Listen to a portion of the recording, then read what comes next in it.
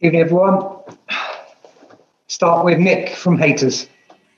Evening, Mikel. A bit of a disappointing result, to say the least. I think you said before the match you wanted the team to play without the handbrake, to take chances, but it looked like they were cautious and not playing with much attacking invention at all. Is that a fair comment? Yeah, I think Liverpool completely deserves to win the game, probably with a bigger margin. They were much better than us in every single department, and we were extremely poor today. So basically, when you don't do any of the basics right against this level of opponent, you don't have even a chance to compete, and that's exactly what happened today.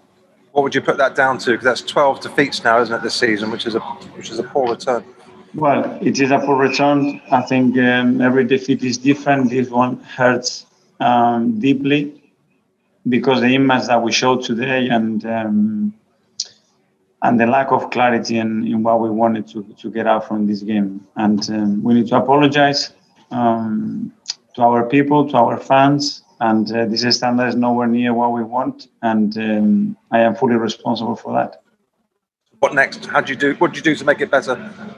What we do is talk on the pitch. Now to talk on the cameras and to say we're going to do that and try to find excuses and we don't have these players or this international break. It's not good enough. It's time to talk on Thursday on the pitch. Okay. Cheers. Best of luck then. Jim Conlon.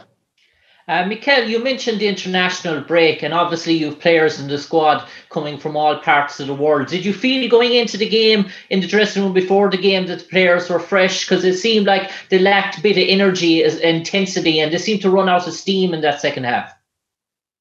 Well, it's true that in the second half we struggled after conceding the second goal as well, but I think confidence went down as well, and we were very poor in a lot of departments, and when that happens, it can look that we were tired, but it was more a mental issue and an issue of how we started the game and how we approach it. We didn't win enough duels, enough second balls, and that's the starting point. We gave so many easy balls away again, which against this opponent you get punished, and they were much better than us. And lastly, from me, Mikel, do you expect the players to show a statement of intent now the next day out against Slavia Prague and to really show pride in the jersey? Absolutely. This is the minimum that we can do, perform at a completely different level on Thursday. Rob Draper. Yeah, hi, Mikel. What is it with your team? Obviously, in the second half against West Ham, they can look so good in some games, and then we get a performance like this. It seems the inconsistency has been the feature of the season. Absolutely, and it's very frustrating to see that. And today was a big shock on the system because we have been really competitive against the big sides. When we beat Chelsea here, when we beat Spurs, when we draw against Manchester United. But today, they were really good, and a lot of credit to them because they were really good today, but we were extremely poor.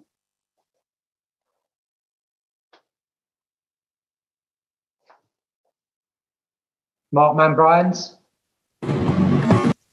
Okay. Would you say over 90 minutes that's the worst performance from your side since you took over? This was your 50th Premier League game in charge.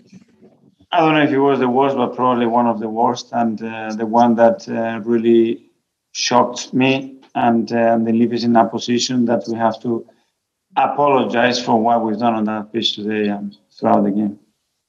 You're missing David Luiz, Granit Xhaka, obviously Bukayo Saka, Mary Smith. I don't care who is missing. That's excuses. International is excuses, and I hate excuses. They were much better than us in every single department. They fully deserve to win the match by a bigger margin, in my opinion, and I'm fully responsible for that. And the rest, about one player, two players, three players, is just excuses. Do you expect to have any of those four back for Thursday night? I don't know. Today I cannot answer to that because I don't know. But just finally, Kieran Tierney lived off just before half-time. How's he doing? Well, he felt something in his knee and he was in pain. So it looks like he will be injured, but we don't know for how long. Thanks, Mikel. Last couple, James Benge. Hi, Mikel. Sorry to push this, and I know this is not the moment to discuss it, but I'm told that David Luiz may require surgery on his knee. Is that the case? And do you think he'll be able to play again? During the run-in over the next few weeks. We don't know. There are a few possibilities on that, being a little bit more conservative with the treatment or having to go through a surgery. We are talking with the docs right now to make the right decision on that, but looks like he can be out for a few weeks at least. Do you think he'll play again this season? I don't know. Again, it would depend of what the decision that we take. If he's more conservative, it will be short-term. If he's a little bit more radical, what he needs, obviously, would take longer. Finally, Charles Watts. Hi, Mikel. It was another game with Auba starting on the left-hand side. It didn't really work, very similar to the West Ham game. Were you expecting more from him tonight? Again, we expect more for every player, for myself, because the standards that we showed today are nowhere near Charles. I think Martin Odegaard was the only player whose average position was actually in the Liverpool half tonight. I mean, was it a case of just Liverpool pressing so well, or did things just not work at all going forward for you? It was a combination of a lot of things. Obviously, credit to them for how they did it, and we were extremely poor at doing what we had to do to avoid that. Thanks, Mikel. Thanks, everyone. Thank you.